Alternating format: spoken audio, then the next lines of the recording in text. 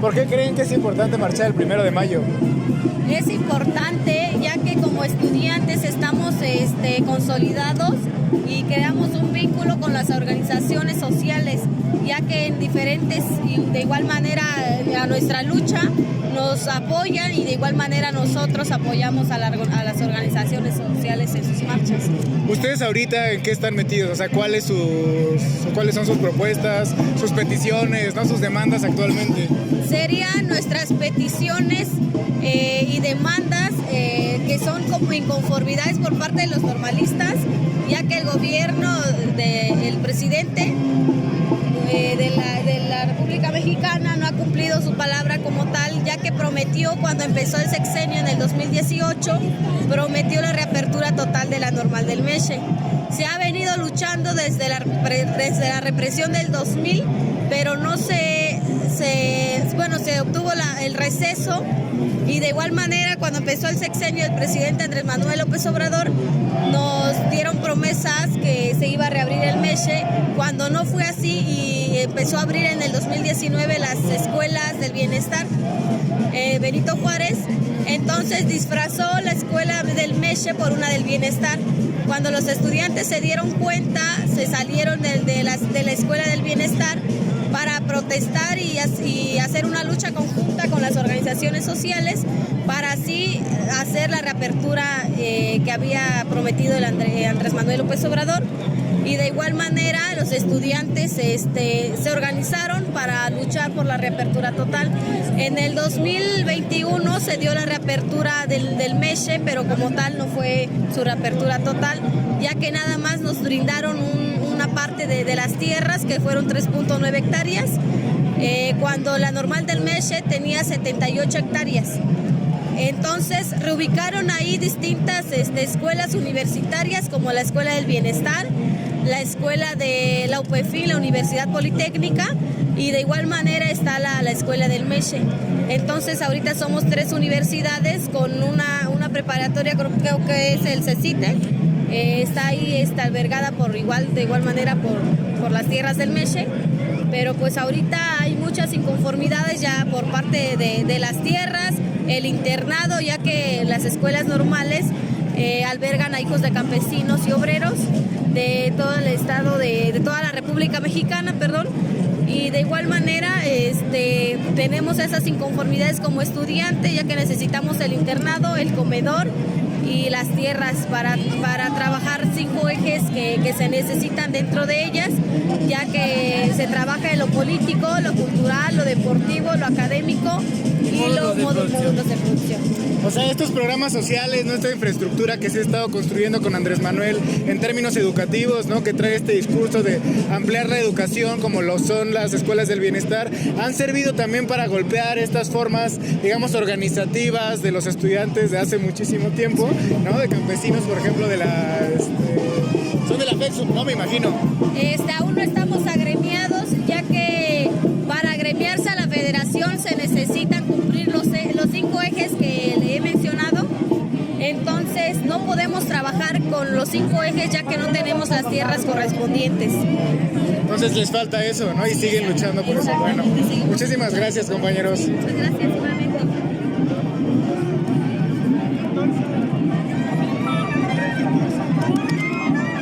Con ustedes para ver más o menos por qué creen que es importante marchar el 1 de mayo y que nos expliquen un poco sus demandas actuales, para darle un poco de difusión. Qué bueno, sí, muchísimas gracias. Pues en realidad marchar el 1 de mayo es fundamental, pues porque nos hace conmemorar una fecha histórica, y creo que eso es muy valioso porque los trabajadores que lucharon fueron reprimidos, pues digamos, hay ahí como muchísimos antecedentes que ya no quiero abundar en ellos, porque pues representa como pues una cuestión histórica que es fundamental retomar, pero en el ahora pues la verdad la reforma laboral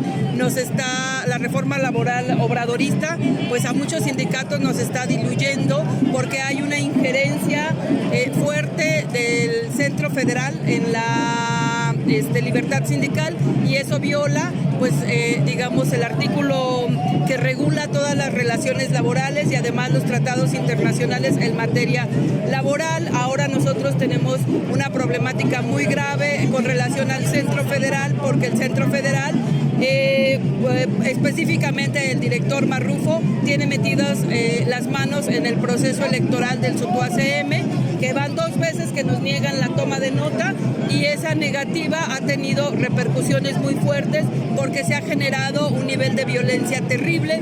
Sabemos que ahí Marrufo fue abogado de la universidad, abogado del sindicato del SUTUACM, y por ser un patronal, pro-patronal, pues se le despidió, pero ahí generó ciertos lazos con Auxilio Heredia, y Auxilio Heredia pues es íntima amiga de Marrufo y también de alcalde, y también pues obviamente con la secretaria de Gobernación, María Luisa Alcalde, que es su hija. Entonces ahí hay un triángulo bastante perverso que ha hecho injerencia verdaderamente desfavorable, ¿no? Ha tenido una injerencia en el SUTUACM, que hasta la fecha quieren organizar ellos como Centro Federal, no respetando ni la normatividad interna del SUTUACM, los estatutos que están vigentes, ni el contrato colectivo. Eso ya nos afectó muchísimo porque, bueno, pues nos quieren hacer, ellos van a repetir una tercera elección, y además de eso, ellos, el Centro Federal representado por Marrufo, está también teniendo injerencia y no respetando la normativa que hay dentro del SUTUACM, ni tampoco fuera del SUTUACM, que son las leyes federales en materia laboral y los tratados internacionales, por ejemplo el de la OIT. Esa situación es muy grave y yo creo que tenemos que repensar esa reforma laboral que utiliza ciertos mecanismos, y en este caso pues sobre todo mecanismos de compadrazgo para meterse en la vida sindical, ¿no? Entonces yo creo que pues hay que echar a volar la reforma laboral y hay que trabajar porque se respeten. De hecho hemos venido a la mañanera para que nos atienda Marrufo. Él no nos ha atendido, nos ha atendido gente del centro, pero la negativa es rotunda. No les vamos a dar la toma de nota hasta que se repongan las elecciones, y ellos quieren reponer las elecciones a su modo y a su pues utilizando su propia normativa, y eso no puede ser posible. ¿Qué piensa del esfuerzo que se hizo este año particularmente de marchar todas las centrales o la mayoría de las centrales sindicales juntas?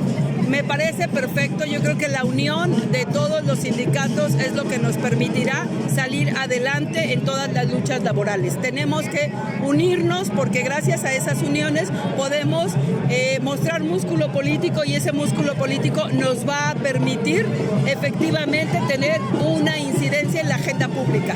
Bueno, muchísimas gracias. Gracias. Acá está la secretaria. Vale. ¿Vamos? Sí, vamos. Vamos a la nota. Venir a marchar el 1 de mayo, no solamente los que estamos trabajando ahorita, sino las jóvenes generaciones que aún no entran en el mercado laboral, porque el escenario laboral de futuro y en el corto plazo es terrible. Digo, los jóvenes difícilmente van a encontrar un empleo estable, difícilmente van a encontrar un empleo con prestaciones, ¿no?, que les permita poderse jubilar o tener, por ejemplo, los elementos básicos que establece la ley, ¿no? Entonces, marchar para demandar trabajos estables, trabajos no precarizados, yo creo que debiera ser una tarea no solamente de los que trabajamos, sino de los que están a punto de incorporarse al mercado laboral.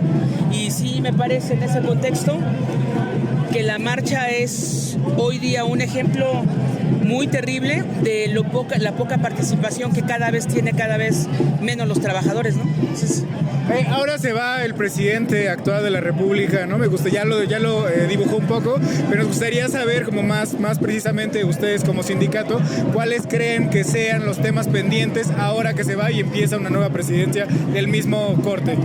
Pues mira, hay una cosa que tú mencionabas, que hay un cambio de paradigma. Yo no lo veo así, ¿no? O sea, la 4T es un poco la continuación con otro nombre del neoliberalismo y el capitalismo como lo vivíamos. Entonces no es realmente un cambio de paradigma, es un poco más de lo mismo pero con otro color, ¿no?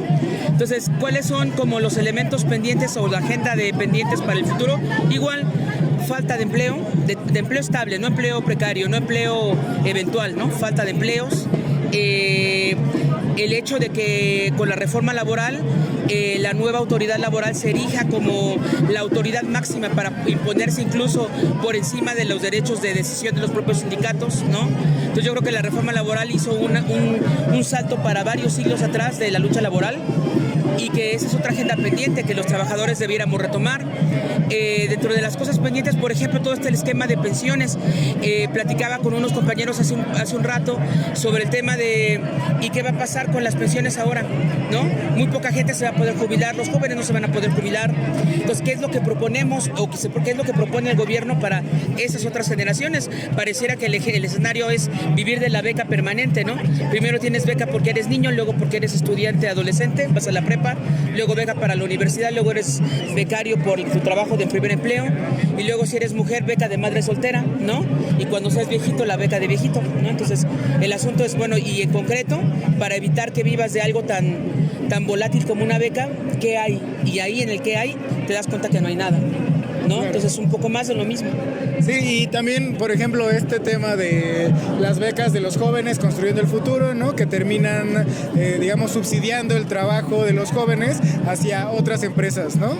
Realmente es subsidio a la empresa, no al joven. Al joven lo que haces más que para los jóvenes, para el país, generas elementos de gobernabilidad. ¿Por qué? Porque no tienes a los jóvenes que egresan de las universidades parados, sin trabajo, demandándole al gobierno, genéranos empleos, les generas una beca de primer empleo, entonces los tienes tranquilos por ese tiempo, pero esencialmente estás haciendo lo que todo el mundo siempre ha criticado, transfiriendo recursos públicos al capital privado, porque quien se ve beneficiado del proceso pues son prácticamente las empresas privadas, ¿no? No los jóvenes, no el Estado. Sí, ¿no? Sí, muchas gracias. Ya para terminar, ¿qué piensa del esfuerzo que se hizo este año por marchar las centrales independientes más importantes este día? Yo creo que el esfuerzo es bueno, pero lo que comentaba con varios compañeros es lo que te decía hace rato, que es preocupante que cada vez los contingentes sean más flacos, es decir, con menos gente. Si tú te colocas unos 15 años atrás, prácticamente un 1 de mayo, entrar a la plancha del Zócalo era muy complicado. Los trabajadores que veníamos en contingentes teníamos que entrar corriendo para poder abrirnos camino. Ahorita entramos acá por Tacuba con una facilidad y hasta nos quedamos bastante separados, porque te das cuenta que la gente que acude a ese tipo de convocatorias ya no es tanta como antes, y no quiere decir que el problema del trabajo ya no sea un problema, ¿no?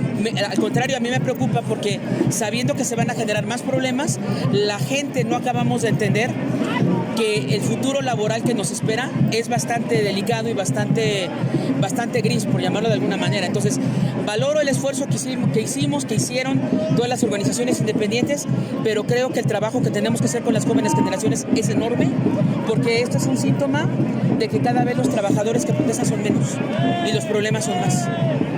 Hay más trabajadores, pero menos trabajadores sindicalizados, ¿no? También. Y menos trabajadores conscientes, ¿no? O sea, el tema de la precarización del empleo ha generado que un trabajador, cualquier chavo que acaba de trabajar en el sector servicios, pues como te van a pagar, no importa que trabajes más de 8 horas, y para que no te corra tu jefe, haces lo que el jefe te diga, y no te das cuenta que esencialmente le estás regalando tu tiempo, tu juventud, tu esfuerzo, y no te está pagando horas extras, y no te está garantizando tener prestaciones para el futuro, ¿no?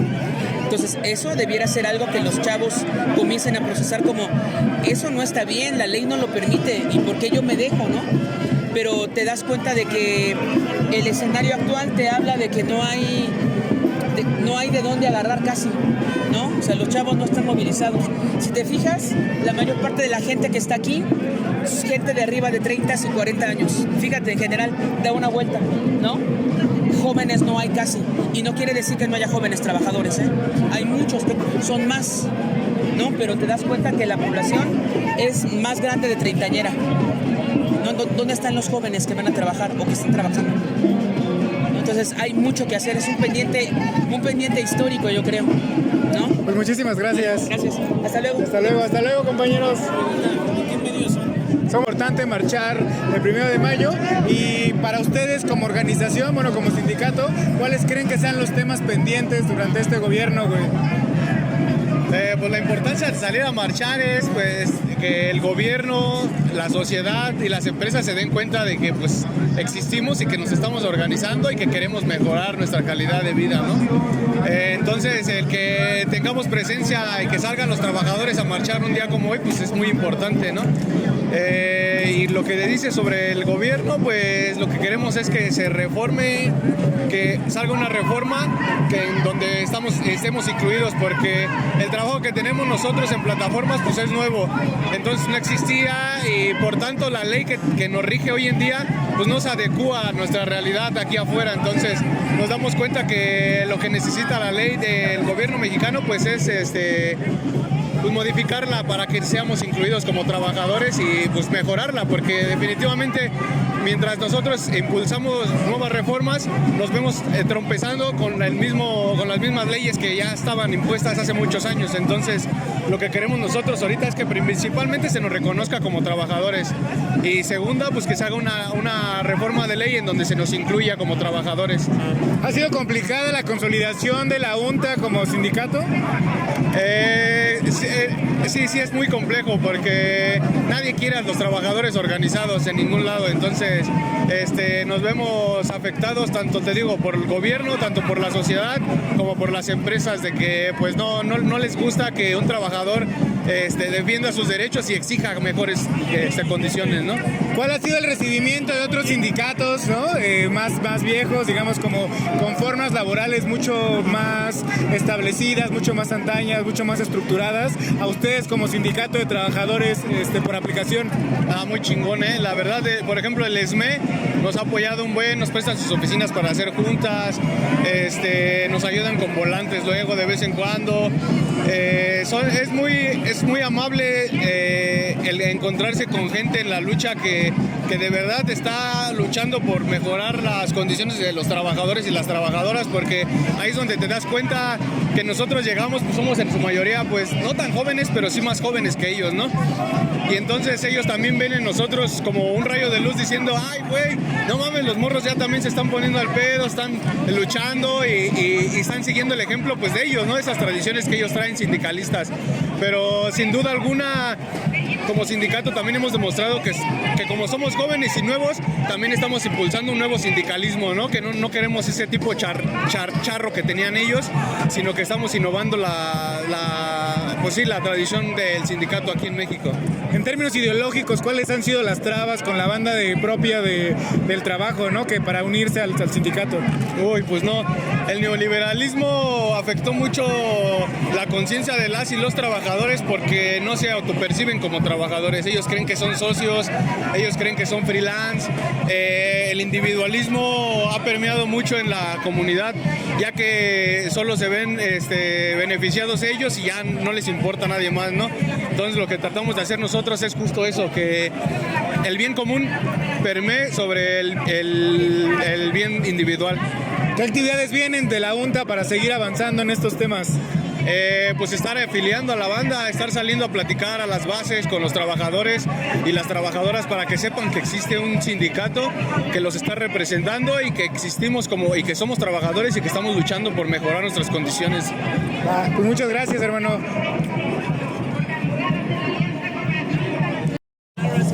Sí, bueno, para empezar, la primera pregunta, rapidísimo. ¿Por qué cree que es importante, compañero, marchar el 1 de mayo todos los años? En especial este año es importante porque después de varios años se marcha unitariamente. Independientemente de que las centrales estemos discutiendo el fondo de ideológico, hoy se marcha después de 9 años unitariamente. Y es importante porque la embestida patronal es muy fuerte. Y la parte que hace el gobierno, a pesar de los posibles avances que hay, no son suficientes para atender las demandas de los trabajadores. Seguimos estando marginados un buen número de trabajadores que no pueden ser sindicalizados, ¿no? El número de sindicalizados somos muy pocos. Entonces, en ese sentido, el gobierno tiene una responsabilidad de ir buscando que se puedan sindicalizar a todos los trabajadores de todos los estados del país, ¿no? ¿Qué va a seguir ahora con el cambio de gobierno? ¿Cuáles son las luchas, las demandas que van a continuar, que no van a quitar el dedo del renglón ustedes como sindicato? Nosotros como tenemos nuestra máxima de que gobierne quien gobierne, los derechos se defienden. No porque llegue cualquier gobierno vamos a tirar nuestros derechos a la basura. Al contrario, es cuando se tienen que multiplicar las voces para sostener los derechos de los trabajadores. Y estamos hablando desde la libre sindicalización, donde no todos los sindicatos únicos sean mayoritarios de los contratos colectivos de trabajo, y eso impida a otros compañeros solidarizarse y construir sindicatos. Necesitamos muchos sindicatos en todas partes por el mismo nivel de poco sindicalización en el trabajo, ¿no? La otra parte tiene que ver con las garantías de seguridad e higiene que están olvidadas, ¿no? Los centros de trabajo están olvidados, las comisiones no hacen sus funciones y esto perjudica a la larga a los trabajadores.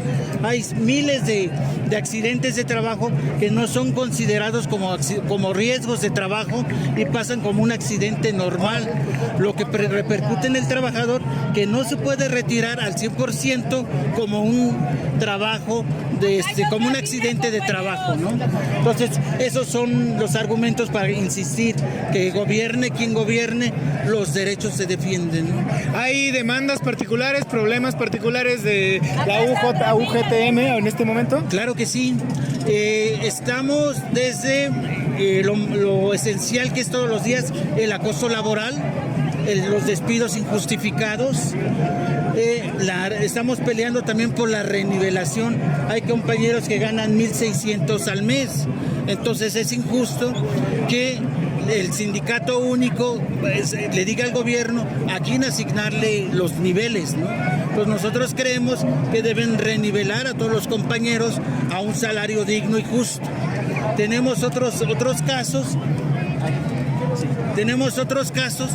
donde compañeros han ya ganado su demanda, pero aún el laudo no ha sido reconocido ni tan siquiera pagado. Dicen, bueno, te lo reconozco, pero no tengo con qué pagar, cuando tienen muchísimo dinero en gastar en publicidad, ¿no? Creo que fueron como 400 millones o 600 millones para la candidata presidencial, ¿no? ¿Algo más, compañero, que usted Pues sí, solamente decirles que la UGTM sigue construyendo espacios para la unidad de los trabajadores del gobierno de la ciudad y también en los estados para la construcción de los sindicatos y transformarse en una nueva central independiente socialista. Muchísimas gracias, compañero. Ustedes, compañero.